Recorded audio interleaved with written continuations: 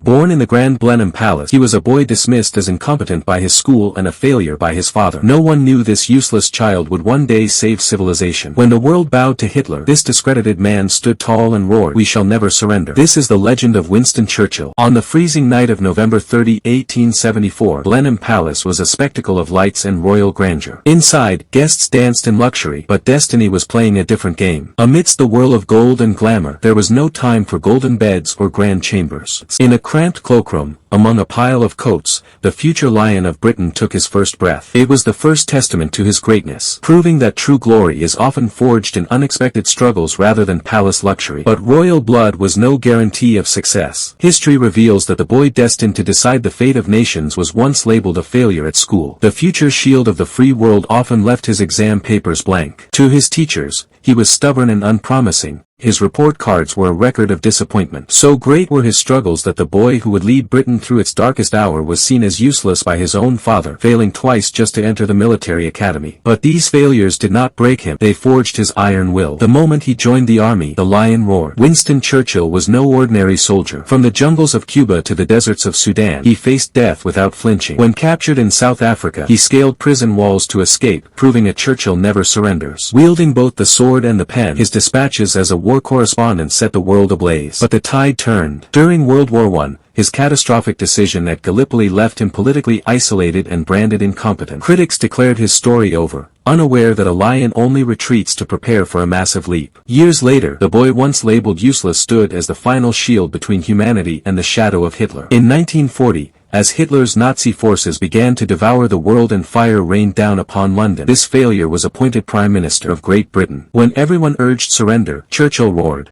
"We shall fight on the beaches. We shall fight on the landing grounds. We shall fight in the fields and in the streets. We shall never surrender."